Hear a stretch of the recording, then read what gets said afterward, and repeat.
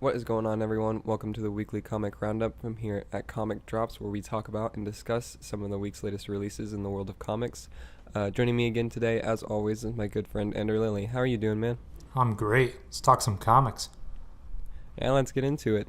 So we're gonna start things off same way we did last week, or last time, I believe, with Aquaman number 13. 13. Correct? Came out this week. I think it was 13. Yeah, I think all of them are on the 13. Yeah, 13. Okay, yeah, so Aquaman number 13 came out this week, which is the second act of the Deluge, or Mm-hmm. Deluge, how I don't know how to say it, I guess. Yeah, it sounds about right. But anyway, it's the second act in that one, so what's going on in this issue, and how was it? Well, basically, the Justice League has arrived to Atlantis because they know the hostilities between Atlantis and America, and they think that Aquaman broke his word when he said that he would, he'd fix this. So they're coming to figure out what's going on with Aquaman. He's still telling them that there's a third party that's involved, and that's of course Black Manta and Nemo. Yeah, it's still kind of continuing. It's cool because it's still like a political book because actually this entire series has been, which I've really been enjoying. Oh, it's been very political. Yeah, and I've been loving it. It's been a really cool Aquaman story to see it as political as it is, Yeah, honestly. there's a lot of world building that way. Almost pretty much as much as like Jeff Johns did, and I'm loving it. And it makes it feel very real and grounded, too. Exactly. And so yeah, it's kind of just continuing that. Aquaman is trying to make sure that the Justice League doesn't get, they don't get too involved, or else the United States will never trust them. So he has to be the one to take on the American forces who are actually Nemo in disguise. So I thought that was really cool. The art, I actually really liked the art in this issue. It's by Scott Eaton. So The art was really I really enjoyed it, too, in this one. His the past few issues he's done wasn't bad, but it wasn't really like anything spectacular. But I think he really did a good job with this issue. There's some really cool scenes in it. I can't spoil it because it's really interesting. Some cool Black Manta moments. He's still kind of in the shadows. Still. Oh, yeah, he definitely had a couple of really awesome moments. Yeah, and I like it how it's not afraid to be a little weird at times, especially with like the Aquamarines that we heard from the first or from the previous issue, but it still feels pretty realistic. So I've been enjoying that aspect of it. It's done a good job of like toting that line Exactly. really well. Yeah. Mara wasn't in it too much, but her story is still pretty interesting. She doesn't want to get too involved with it because of the prophecy of the Fatal Queen that we heard back in issue 10. Yeah, I loved it. Easily my favorite issue of the week.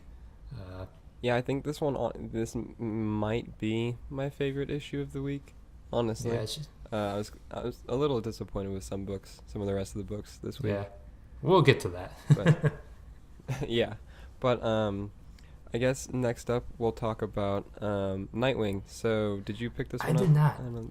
I forgot it came out. I didn't think so. But so this is part 2 of the Bloodhaven arc. I think that's actually the name of the arc. I'm not sure. Return to Bloodhaven, I think, isn't it? Okay, close. Pretty close. Yeah. But so this is part 2 of the Return to Bloodhaven arc. And so basically Nightwing, at the end of the last issue, had stumbled upon this villain that we ended up finding that like he recognized, and we didn't. The audience, the reader did not.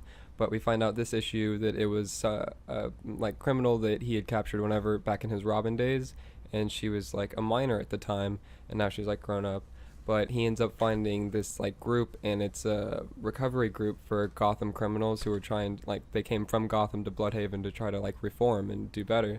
And so it was pretty interesting. It was really cool seeing that aspect, and I really, really loved the way that they did that, and it was kind of showing the effect that being captured by Batman and Robin had on some of these people, and that was really cool to Mhm. see. But overall, the issue was kind of a little boring, I thought, That's too and bad. not too much happened. And then they introduced another character at the end, though, that I didn't even know existed, which I'm now very excited to see, and I'm wondering how he's going to play a role. But overall, it was pretty good. I like the art on it still. I think the art is a really strong part of this book. But yeah, overall, it kind of let down. It's kind of just stayed more of the same from the first Right. one, or from the first issue in this arc, I felt. But Okay. yeah. Well, it's always kind of cool to see Dick back in Bloodhaven. Yeah, oh yeah, it's definitely, there was a very nice nod too to like to the other Dick Grayson like living in Mhm. Bloodhaven, because he talked to the reason that Nightwing came back to Bloodhaven is after a conversation with Superman. He told him that pre-52 Dick Grayson like Oh, went to Bloodhaven and made that his like home, and so that's one of his reasons for coming back. that's cool. I'm liking Yeah, that. so that was a really cool like nod and just more like world building and acknowledgement of pre-52. Yeah, kind So of expanding. that's always nice. Yeah, I like that. It's cool. But moving along to Green Lanterns number 13. Yep. Number 13. So I have not, I'm going to be honest, I haven't read this book since like issue 3-ish maybe. But how was this one? It's good. It's the fourth part of the Phantom Lantern arc. I've been enjoying this arc a little, actually quite a bit more than the Rage Planet or Red Planet or whatever it was called. And it's kind of introducing the Phantom Ring, which is a power ring that can basically anyone can wield.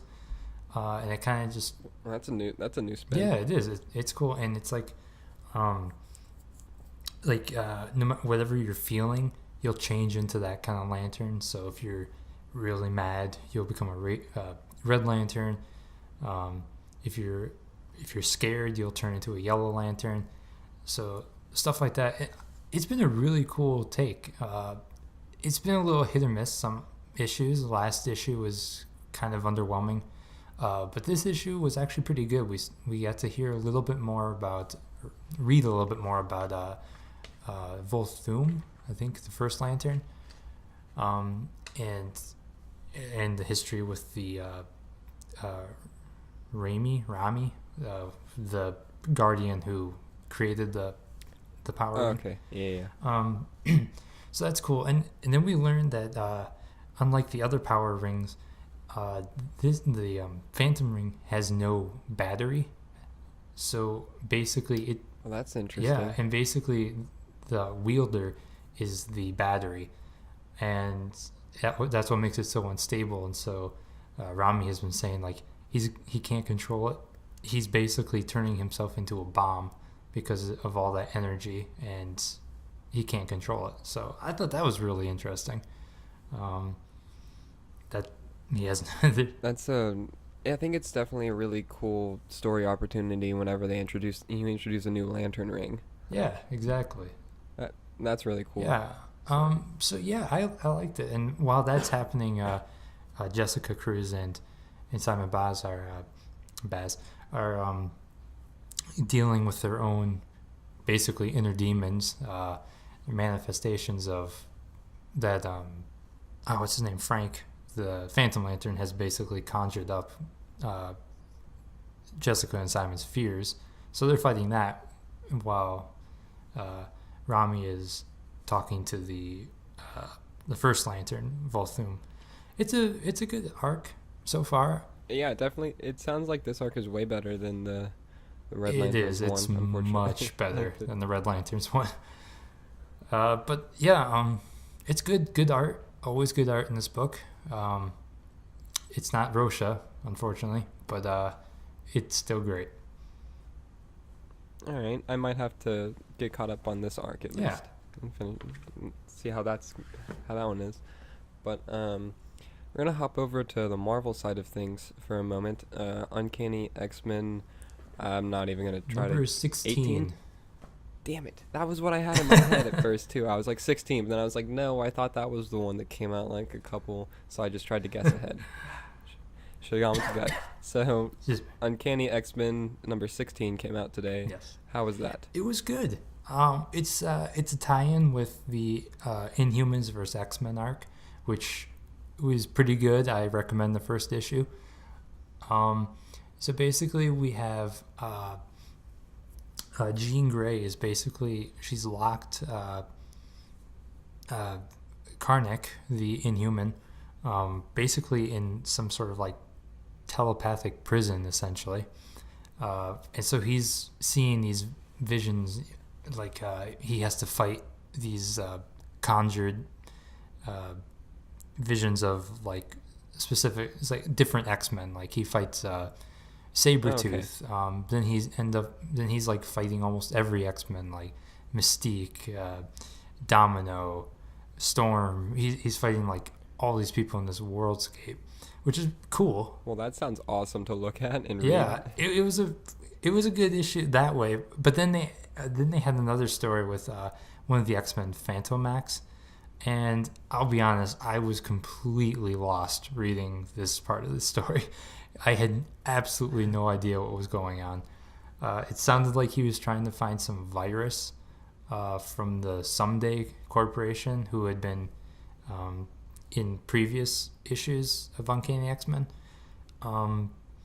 It sounded cool, but I had no idea what was going on. So I was like, let's go back to Karnak because that was cool. I could understand that part of the book. So I think that's the only part that really brought it down for me because I was just so Yeah, lost. I mean, anytime you're completely confused, it's kind of a little bit of a bummer. Yeah, it is.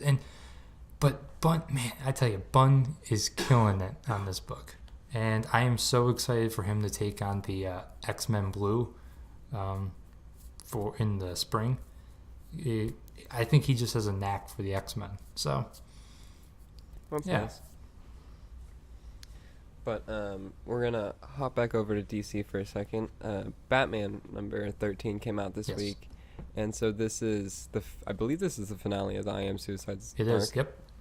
Okay, so in this one, it's Batman confronting Bane. At the end of the issue, he'd finally fought through all of Santa Prisco's armies and gotten to Bane's throne room, and he's at Bane's feet with Catwoman at Bane's side because she had betrayed him earlier. And I'll be honest, I was a little underwhelmed with this issue, which I've been holding out a lot of judgment and like haven't been saying a lot about this arc of King's Run so far because like I've liked a lot of it, but I've just kind of been waiting. And this one kind of it under-delivered a little bit, I think, and it just I don't know, something just kind of felt off for it to me too. I don't know why, but just reading it just felt a little. I don't know. There was something about it, but the art, as always, was amazing. Michael Janin is absolutely phenomenal. Yeah. So, I mean, you always have that. And then, I mean, I liked the issue overall, but it was just kind of underwhelming. And so we get the final fight with Bane and Batman, and there's a twist at the end that I think, honestly, a lot of people saw coming, if not everyone. And I know I saw you say it, like, kind of expected a little bit more out of that. Yeah. But I don't know. What did you think of this one? I agree with you. I liked it, but I was underwhelmed. I think it's because this book has been really experimental for King, and some of it's worked, some of it hasn't worked, and especially this arc. And I've talked many times that I have not really been a fan of this run, but last issue was so good that I was really hyped up for this issue. But like you said, I think it just kind of turned kind of predictable. Like, I mean, okay, spoiler alert. If you didn't guess the twist, Yeah. honestly. Catwoman is not working with Bane. She ends up, it looks like she broke his back. Yeah, honestly, that page was awesome. Yeah, it was. And yeah, no, I mean, we could all see that coming. I'm glad it happened, but I'll be honest, and the return of Scarface. That was pretty cool, but let me talk about him real quick because I was expecting a lot more from Scarface and Wesker because they had kept showing these these shots, these panels of, and it just from the action, it go over and show like a picture of Wesker. So I'm like, there's got to be a meaning between. There's got to be something. Yeah, I'm like, I don't know whether he's, manipulating everyone here or something. He's got to be something big. And then the reveal is that he just can't get affected by Psycho Pirate because he's already controlled by Scarface. And I'll be honest, that kind of let me down because I was expecting this huge reveal because it would have explained the weird dialogue in the issue 10, I think. Issue 10 or 11, I can't remember which one. But it would have explained that, and it just would have made it stand out a little bit more. And like you said, it just kind of ended up being just kind of a letdown. It was just predictable. Yeah, predictable and like anticlimactic. A little, we'll say it was whelming. Like, I don't, because I mean there was definitely some great moments in there, like the moments between Bane and Batman, especially at the end, were awesome. And I love those. Yes, I agree.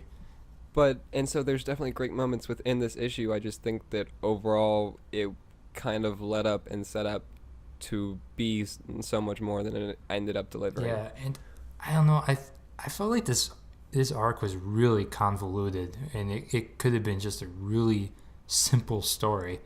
Because if you think about it, I mean, and there was really no use for the team, except for Bronze Tiger juicing up on Venom to get him out.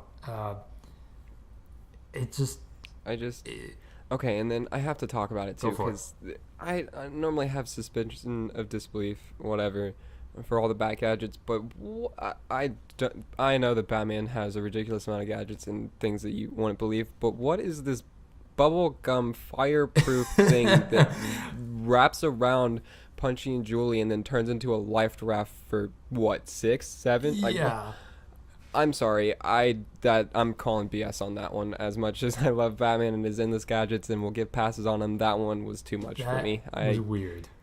Yeah. How does that work? I'm so confused because it's just drawn differently in each panel, and that's not Janen's fault. I love the way it's drawn, but like it just, I don't know, man. That part bugged me. Yeah, I mean, it's weird because this issue we could talk about for a while, but I agree because there's some really cool scenes in it. There's some cool parts in it, but there are, like you said, the Scarface part that was awesome. Yep. The actual moments with Batman and Bane were awesome. It's just we just expected more, I guess. Yeah, especially just because of how, like I said, how experimental it was for the past couple issues. I was expecting something big, and it just sort of turned kind of generic. And I mean, it's not a bad ending. It's just kind of, instead of, like you said, instead of like really driving home, it kind of just slowly went over the finish line. So kind of predictably. Yeah, too. But I mean, it made me excited for the next few. Actually, it made me excited for the future because the last panel made me pretty pumped. And and then I was wondering about that after seeing a recent variant cover, or I don't know if it's a variant cover, but a recent cover for something. Wonder how that was going to happen, but so we'll see. But yeah, it could have been better. Okay, going back through it, I see now Punchy blew another bubble, so I guess they had a separate piece of gum for the life raft, but still a little bit, I don't know on that one. Yeah, and actually the worst part about this is that it's the last issue by Janin for quite a while. So yeah, that's true. That's always damn. So why'd you have to remind me about that, Andrew? Come on. Sorry.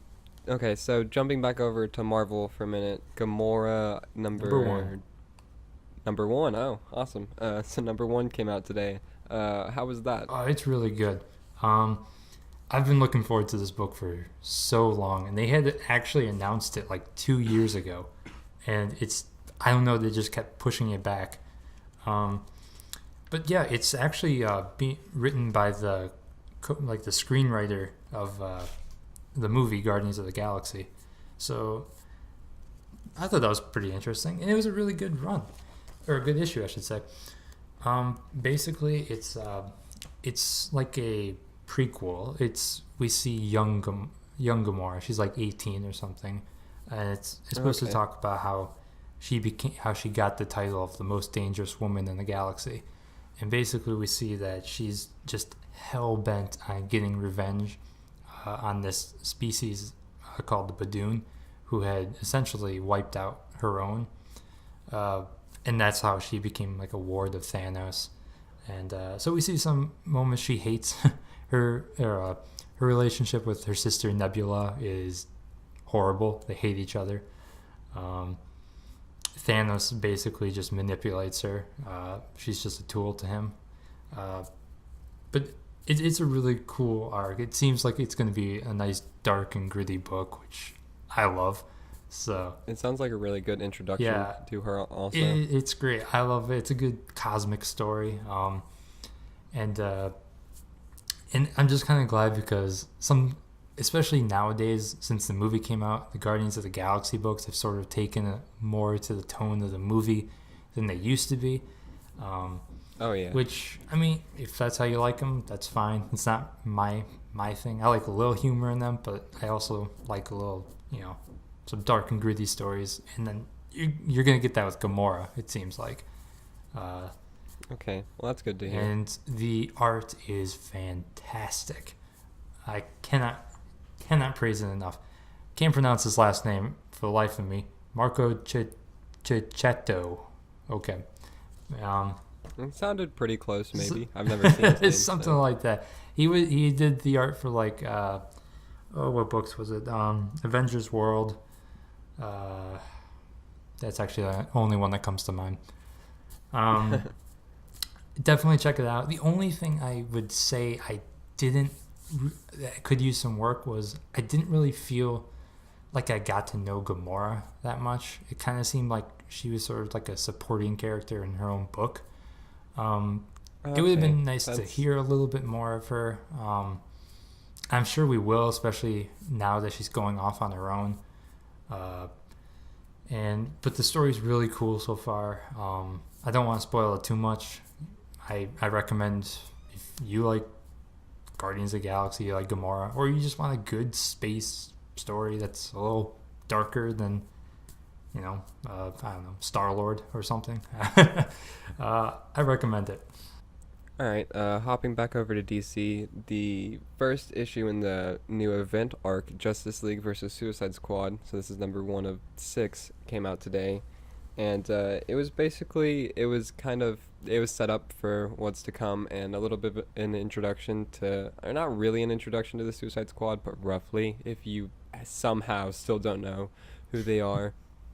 And then it opens with this mysterious figure breaking a team of supervillains that we do not know who they are yet at the beginning of the issue. So we don't know who any of these people are, but we see, ominous shots and how that works in comic books, and then breaking them out, and then we get hints about who they are based on the way that they're killing some of these guards. And so kind of sets that up and sets up what will be the obvious antagonist for the Suicide Squad in Justice League. And then it flips to the Justice League, or not the Justice League, the Suicide Squad on a mission and we get them kind of doing action during that while Batman explains to the Justice League that the Suicide Squad exists and who they are, and so we get that, and then towards the end of the book, the Justice League shows up to confront the Suicide Squad, and overall, I thought the book was solid, but if you already know the Justice League and Suicide Squad, well, then it's kind of a little bit of a, like, not necessarily boring, but it's just kind of like an okay, yeah, like, alright, let's keep going. Mm-hmm. But, I mean, Fabek's art is spectacular as ever, so, I mean, I loved that. That's good. And then the reveal at the end was awesome, and Killer Frost being in there, it was really cool too. And then, so I mean, there was definitely really awesome moments for it, but I just felt kind of like it was repeating a little bit of stuff that I'd already seen. But that's understandable given it is the start of an event arc, so they do have to set that up for anyone who doesn't know or isn't sure about some of the characters. So it's understandable. Yeah, well, that's good to hear. Did you pick this one up? I did not. I might. I'm just not sure. I'm not really big on Suicide Squad, so. Yeah, it felt a lot like the Suicide Squad book, which is not a bad book, but it's not the best book either. Mm-hmm. So I'm really hoping that issue 2 of this definitely steps it up and delivers a bit more. Okay. But we'll see. We'll see where it goes from here. Yeah. So last up on our list is Trinity number 4. 4, right? Yep. Yeah, so Trinity number 4 came out this week, which I actually I forgot that this one was coming out. But It snuck up on me. This one continues them being under Poison Ivy's spell and in their own like worlds. So this one, if I'm not mistaken, is Wonder Woman's now, because we've gone to Clark's and Bruce's. So what happened in this one, and how was that? Basically, it continues. They're still in their little dream world, and they go to Themyscira now, and of course, they have to. Wonder Woman's telling herself that it's not real, so they go and basically they're put in these games. I guess they're the same games that Diana went through before she left Themyscira. I thought it was a good issue. I like this book. I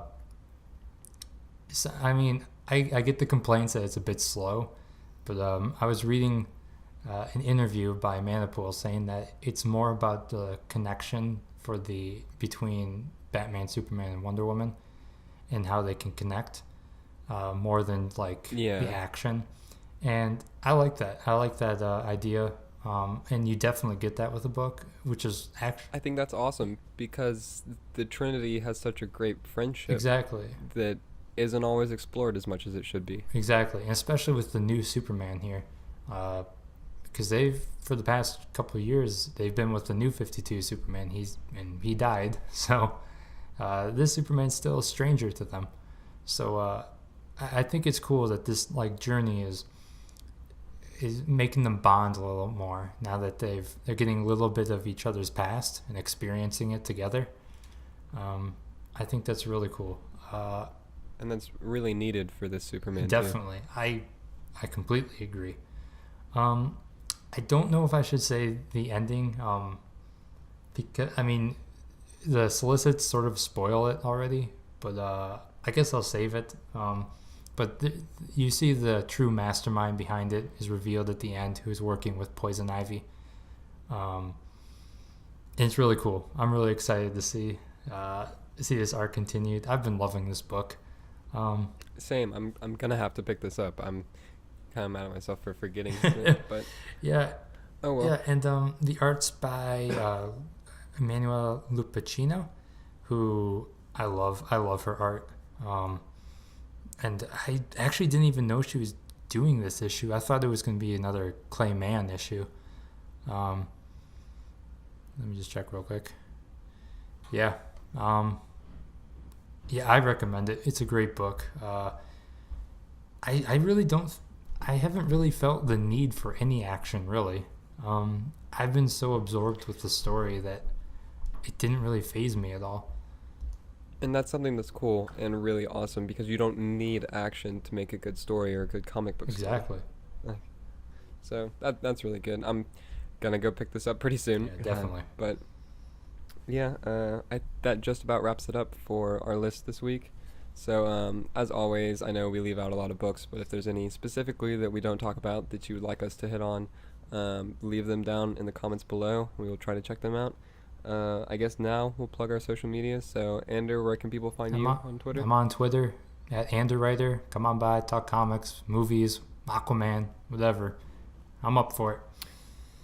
Awesome. And you can find me on Twitter at APBatman with 2 T's. Come by, talk Batman. Favorite movies of 2016, maybe anticipated for 2017. Love all that film stuff. Comic book stories of 2016. That'd be a good one. Favorite comic. We should do that, maybe. Yeah, we should. Favorite comic book stories of 2016. Yeah, or issues or something. Right. Yeah, that's a good idea. So, episode coming soon. we'll see when. But, anyways, so yeah, as always, be sure to keep it locked to Comic Drops for the latest drops in superhero news and entertainment. Later.